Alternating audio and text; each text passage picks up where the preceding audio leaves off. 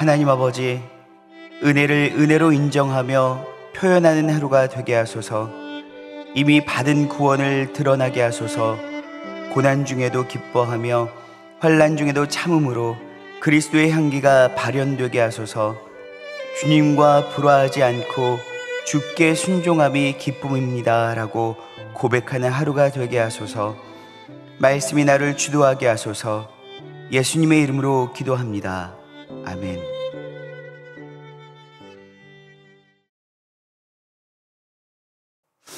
찬송가 433장입니다.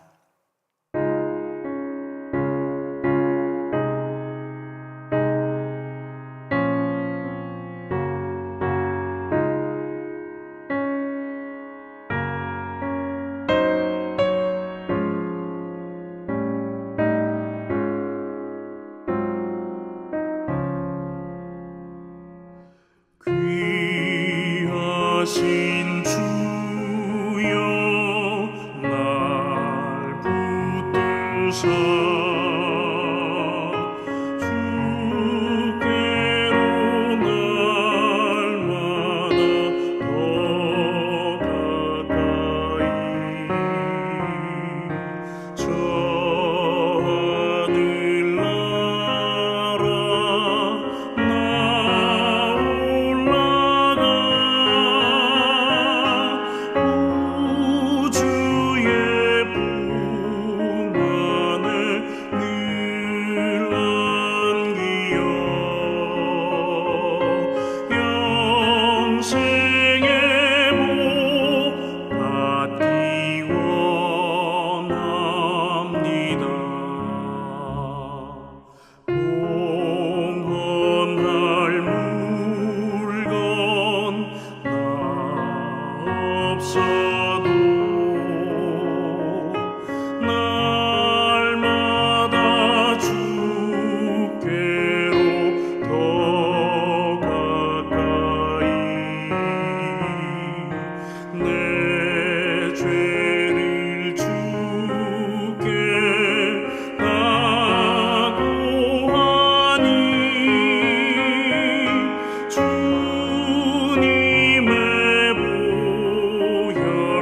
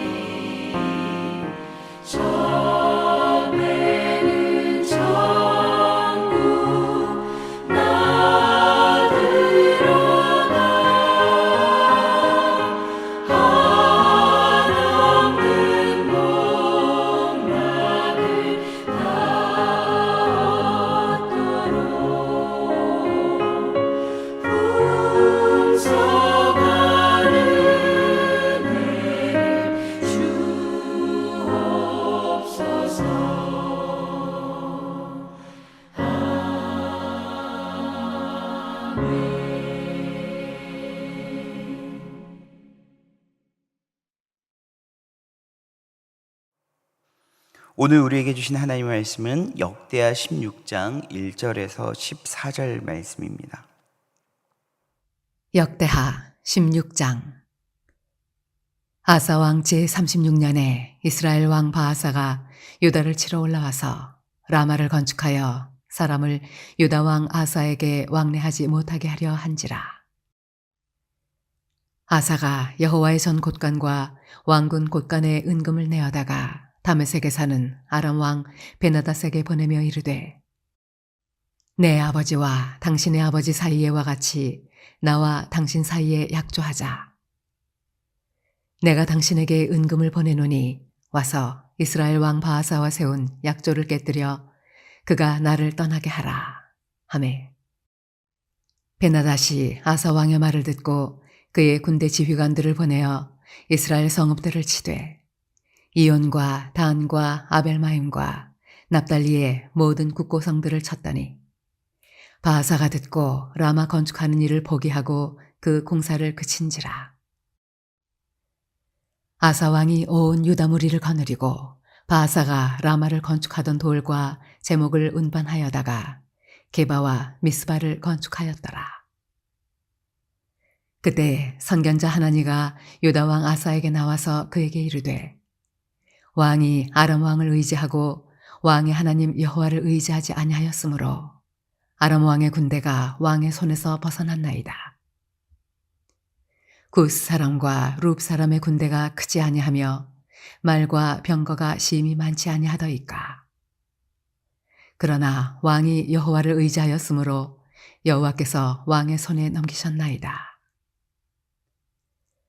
여호와의 눈은 온 땅을 두루 감찰하사 전심으로 자기에게 향하는 자들을 위하여 능력을 베푸시나니 이 일은 왕이 망령 때에 행하였은즉 이후부터는 왕에게 전쟁이 있으리이다 하매, 아사가 노하여 선견자를 옥에 가두었으니 이는 그의 말에 크게 노하였음이며, 그때에 아사가 또 백성 중에서 몇 사람을 학대하였더라. 아사의 처음부터 끝까지의 행적은 유다와 이스라엘 열왕기에 기록되니라. 아사가 왕이 된 지 39년에 그의 발이 병들어 매우 위독했으나 병이 있을 때에 그가 여호와께 구하지 아니하고 의원들에게 구하였더라. 아사가 왕위에 있은 지 41년 후에 죽어 그의 조상들과 함께 누움에 다윗성에 자기를 위하여 파두었던 묘실에 무리가 장사하되 그의 시체를 법대로 만든 각양 향 재료를 가득히 채운 상에 두고 또 그것을 위하여 많이 분향하였더라. 역대하 16장은 계속되는 남유다 아사왕의 이야기가 지속되고 있는데요. 조금 가슴이 아픈 건 그토록 주님을 찾고 또 찾고 그래서 주님으로부터 오는 평안을 맛보았던 이 아사왕의 실패에 대한 이야기입니다. 14장과 15장에서는 아사왕이 종교개혁을 이루고 자신이 또한 차지했던 모든 땅 안에 여호와의 제단을 재건하고 우상 숭배하는 모든 것들을 척결했던 종교개혁자의 모습을 우리가 볼 수 있었고, 그 아사왕으로 인해서 많은 사람들이 돌아오고 아사왕으로 인해서 평안을 누렸던 것을 볼 수 있었습니다. 뿐만 아니라 전쟁이 일어났을 때에도 하나님께 기도하면서 사람이 하나님을 이기지 못함을 선포했던 아사왕을 우리는 기억할 것입니다. 그런데 오늘 아사왕은 우리가 보았던 14장과 15장의 모습과는 사뭇 다른 모습을 보여주고 있습니다. 1절입니다. 아사왕 제36년에 이스라엘 왕 바아사가 유다를 치러 올라와서 라마를 건축하여 사람을 유다왕 아사에게 왕래하지 못하게 하려 한지라. 아사왕이 남유다를 통치한 지 36년쯤 되었을 때 북이스라엘 왕 바아사가 남유다를 쳐들어와서 라마성을 재건한 이야기입니다. 아무도 아사왕과 왕래하지 못하도록 했습니다.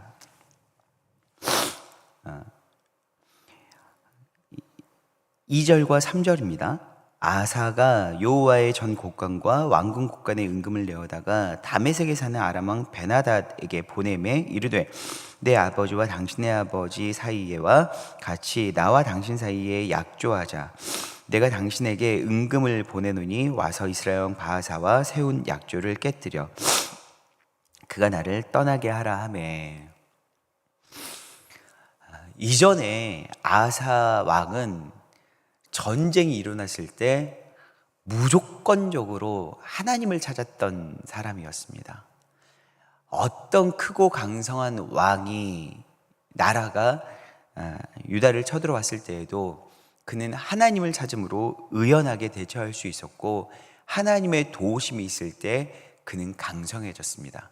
그런데 시간이 흘러서 그럴까요? 나이가 들어서 이 아사왕의 마음이 유약해진 걸까요? 오늘 아사왕은 이전의 모습은 온데간데 없고 속절없이 무너지는 것을 볼 수 있습니다. 심지어는 여호와의 전 곡간에 있는 모든 것들을 가져다가 오히려 당시의 강대국이었던 아람 왕 베나닷에게 조공을 바치면서 자신을 도와달라고 불쌍하리만한 모습으로 구걸하고 있는 것들을 볼 수 있습니다. 사랑하는 여러분, 사람이 하나님의 은혜를 아무리 크고 강력하게 경험했다고 할지라도 그 은혜가 단순히 그저 지속되어지는 것은 아닙니다. 뿐만 아니라 내 신앙이라는 것이 나의 어떤 성품과 경험에 기인하는 것이 결코 아니라는 것이죠. 가장 믿지 말아야 될 것이 자기 자신의 의지와 마음입니다. 오늘 아사왕은 그것을 잊어버렸던 것 같습니다. 그가 여러 차례, 아니 수십 년간 하나님 앞에서 1차 종교개혁, 2차 종교개혁을 이루면서 하나님의 선하시고 기뻐하시는 뜻이 무엇인지 분별하였고, 그렇게 하나님의 은혜로 말미암아 남유다를 통치했었던 그 경험 때문에 그는 자신의 의지와 자신의 결단과 신앙을 의지했는지도 모르겠습니다. 그는 갑작스럽게 찾아온 이 전쟁의 위협 앞에 두려워 떨었습니다. 그리고 마음이 유약해졌을 때 그는 어쩔 수 없이 이전의 모습과는 다르게 아람 왕에게 조공을 바치면서 도움을 요청하고 있는 모습을 볼 수 있습니다. 바하사의 남침의 위협을 느낀 이 아사는 모든 돈을 싸들고 아버지의 때의 관계와 모습까지 운운하면서 구걸하고 있습니다. 그는 위협에 처해 있을 때 아버지와 할아버지 르호보암과 아비야의 어떤 가르침과 길을 가지 않고 하나님의 말씀을 따랐던 사람이 바로 아사왕이었던 것을 우리는 기억합니다. 그런데 이제는 구걸하는 모습 가운데 아버지, 그가 한 번도 꺼내지 않았던 아버지의 이야기를 꺼내면서 자신의 지금 이 처지를 어떻게든 뛰어넘으려 하고 있다라는 것이죠. 7절과 8절입니다. 그때 선견자 하나니가 유다 왕 아사에게 나와서 그에게 이르되 왕이 아람 왕을 의지하고 왕의 하나님 여호와를 의지하지 아니하였으므로 아람 왕의 군대가 왕의 손에서 벗어났나이다. 구스 사람과 룹 사람의 군대가 크지 아니하며 말과 병거가 심히 많지 아니하더이까. 그러나 왕이 여호와를 의지하였으므로 여호와께서 왕의 손에 넘기셨나이다. 아사 왕의 모습을 본 이 하나님의 예언자 하나니가 아사 왕을 책망합니다. 10절입니다. 아사가 노하여 선견자를 옥에 가두었으니 이는 그의 말을 크게 노하였으며 그때 아사가 또 백성 중에서 몇 사람을 학대하였더라. 여러분, 이럴 수 있습니까?